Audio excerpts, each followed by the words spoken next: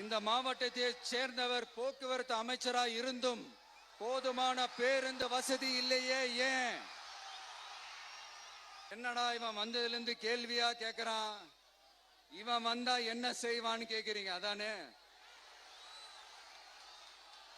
தீர்வை நோக்கி போறதும் தீர்வை காண்றதும் மட்டும்தான் நம்ம டிவிக்கோட லட்சியமே.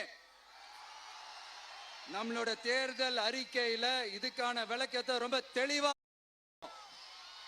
ஆனா அதுக்கு முன்னாடி அதை செய்வோம் இதை செய்வோம் இந்த பொய்யான வாக்குறுதிகள்லாம் எப்பவுமே கொடுக்க மாட்டோம். எது நடைக்கு சாத்தியமோ எது உண்மையோ அதை மட்டும்தான் கொடுப்போம். ஆனா அட் த சேம் டைம்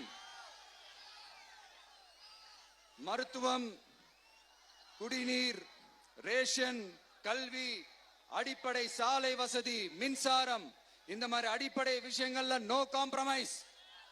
பெண்கள் பாதுகாப்புல, சட்டம் ஒழுங்கு பாதுகாக்கிறதுல நோ காம்ப்ரமைஸ்.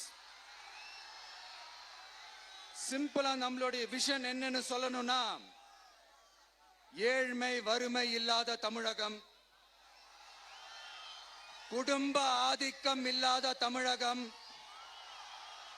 ஊழல் இல்லாத தமிழகம், உண்மையான மக்களாட்சி, மனசாட்சி உள்ள மக்களாட்சி. கான்பிடண்டா இருங்க, நல்லதே நடக்கும், வெற்றி நிச்சயம். மீண்டும்